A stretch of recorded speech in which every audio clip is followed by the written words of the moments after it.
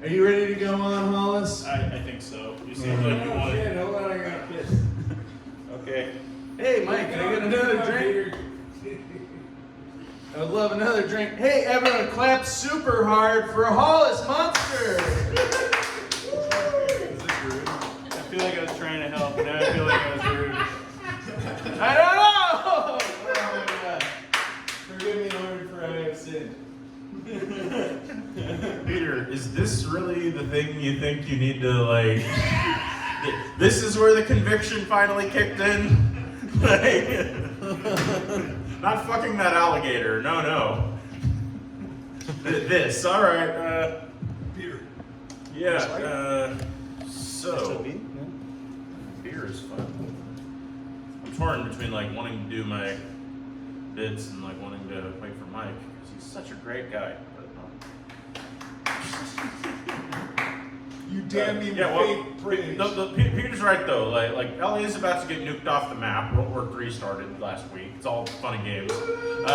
So like this is gonna be where we're gonna have to rebuild American culture, right? It's like all the people in California that nobody can be bothered to nuke. Fun. This is what I think about that makes me laugh.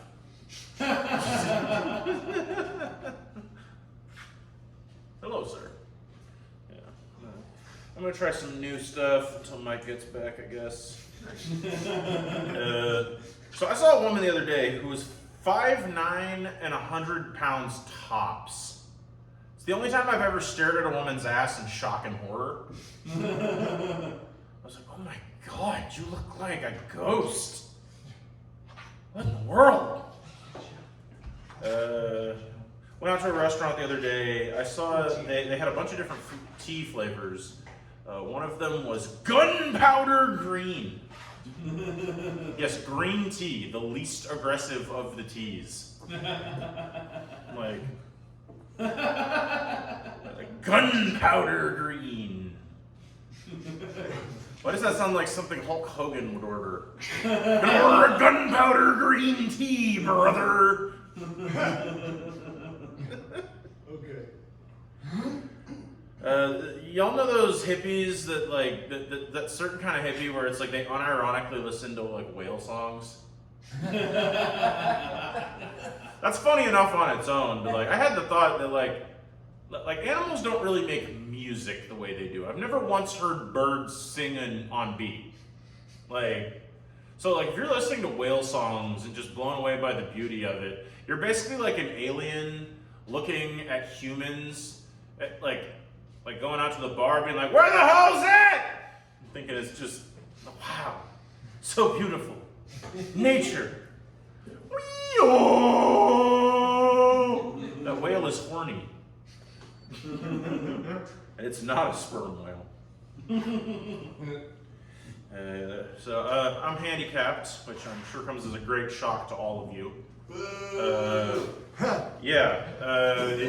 There's weird things about it though.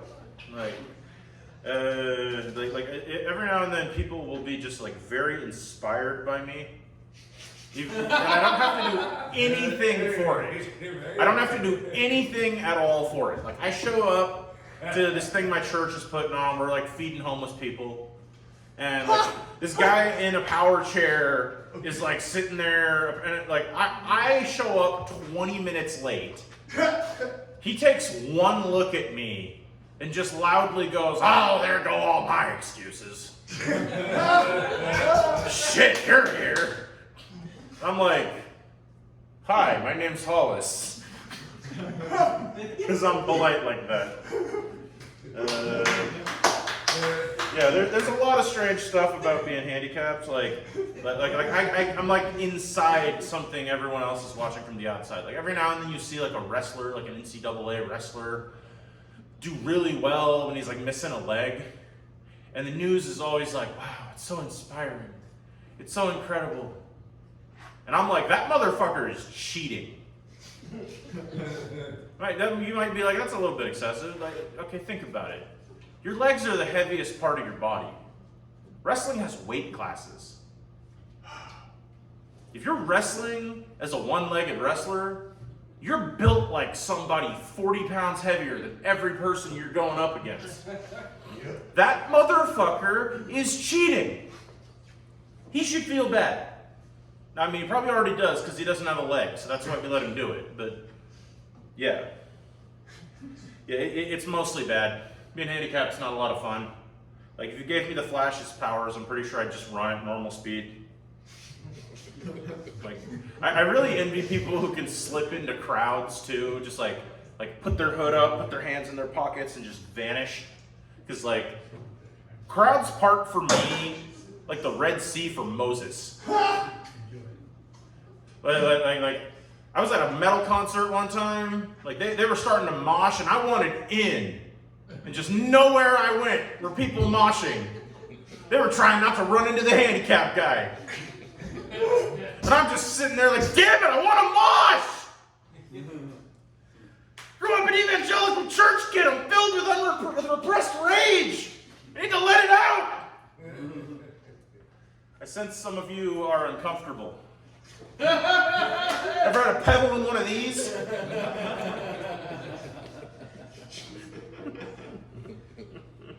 It's not all bad though. Like, I'll go out dancing sometimes, and like, that seems like it would be hard, right? And like, very reasonably so. I don't have any goddamn legs. But that puts the bar for success on the floor. It is like, if I move into the rhythm, looking like I'm having a good time and not falling over, I am doing fantastic. Yeah, I also don't have to get drafted. That's nice. Like, they basically, like, I basically walk into the draft office and they just start laughing. I'm a 4F physical deferment, which I think is the number of different kinds of F we have to be before anybody's going to hand me a rocket launcher. Yeah. So, yeah, but like the most fun thing is I grew up going to churches that believe in faith healing, which is a lot more fun when you don't have any legs. Because like there's always a point in every like prayer group or tent revival or whatever the hell we're doing where they're like, if there's anybody here who needs healing for anything, we believe our God does miracles. We would like to pray for you to receive full healing in the name of Jesus today. So I like get in line, mosey my way to the front. And there's always a bunch of people up there, like part of the prayer team. They're like ready to receive me. And I get up there and they're like, so what do you need prayer for today? And I got to imagine they're just looking at me and they're like, please don't ask me to pray for your legs. Because like, and I never, it's always that. Because like, I'm like, I fancy myself a mystic. They don't know that this is an evaluation. Like, I'm like, let's see what you've got, home slice. Let's see if the prayer team at this church is up to snuff. And like everybody always does the same thing at first. I'm like, hey, so if you feel like swinging for the fences with the miracles, man, I don't have any legs. And they're always like,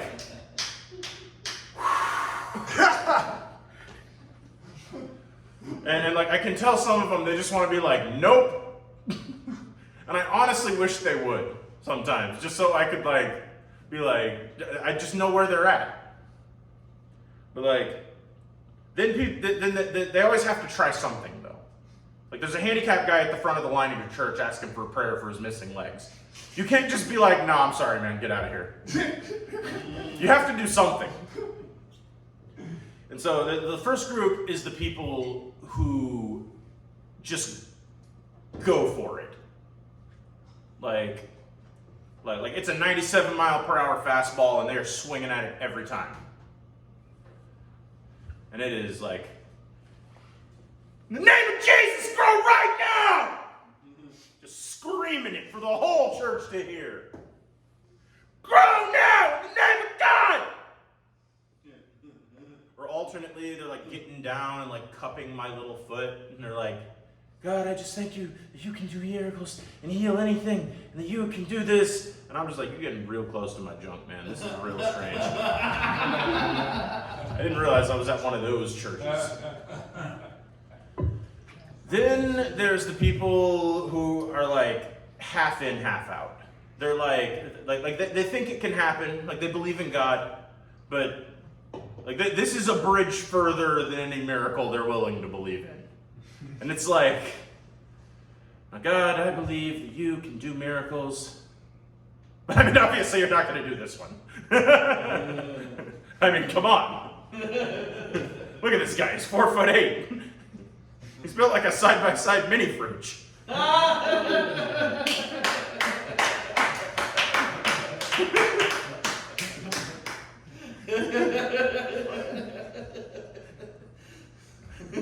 I like that one too. Yeah. But like my least favorite though is like it's like this certain kind of sheltered church person that it's like the day they learned life wasn't fair was the day I walked up. It's like before that they lived in this wonderful, peaceful world where the only people who die in American airstrikes are jihadis, and Ronald Reagan is the greatest president in American history. Where everybody gets what they deserve, and life is fair and just. And then I walk up with a big smile on my face, right at nipple level. And they have to confront some shit that they have not thought through all the way. And these people aren't even like really asking for prayer, for like asking for my legs to be healed or anything. They're just like, dear God.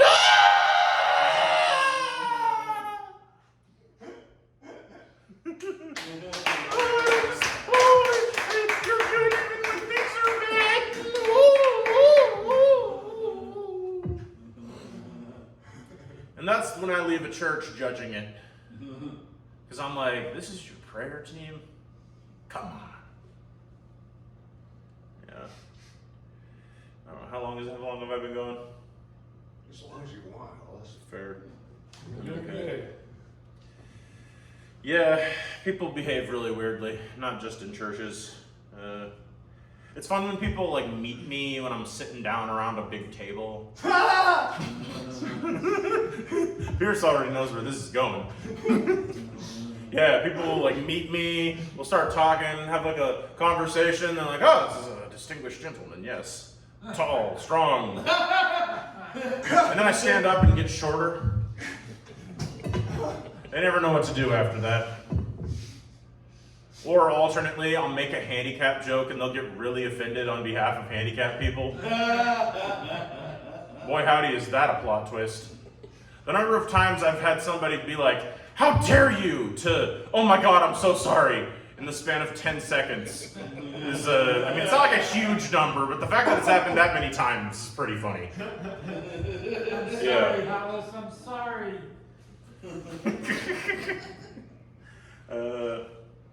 Yeah. My buddy one time, he was walking out of the bathroom in the house we lived in, and he stops outside my room, turns and looks at me, and he says, have you ever have you ever sat on the toilet so long that your legs fell asleep? I just look up from my game. I need you to think all the way through that sentence for me, bud. What do you mean? Oh.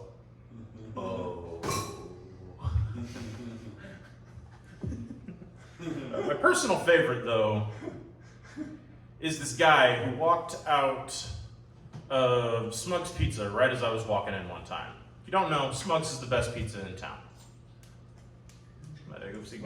I can see it's a controversial opinion, but it's top 5 at least. Come on. It's two for you? What's number 1? The Paul's.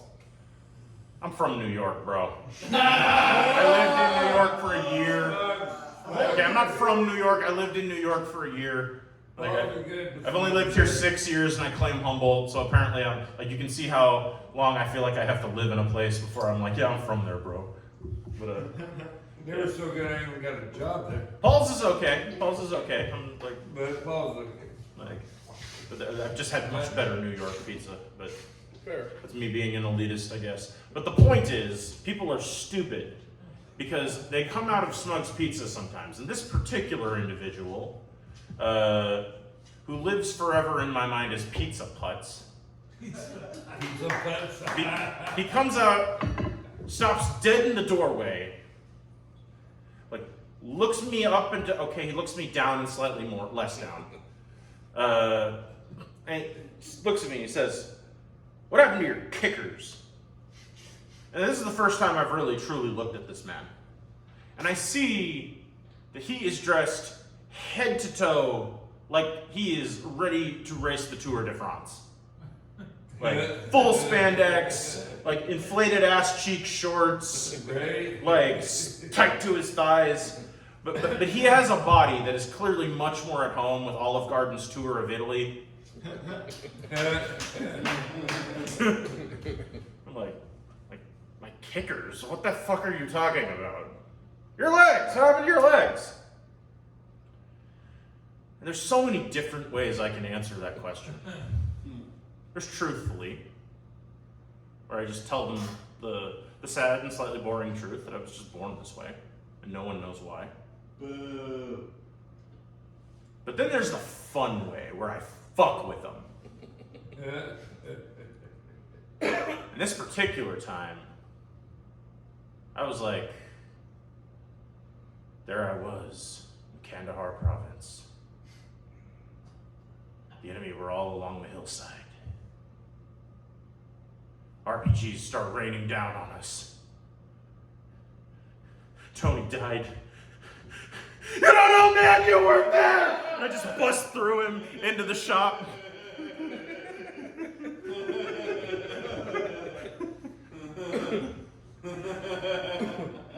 And I like to think that guy learned a valuable lesson about minding his own fucking business or having an iota of tact that day. All right, thank you very much. That's all I got for tonight. Yeah. Thank you so much, Hollis. I appreciate it. Oh yeah, let's see her.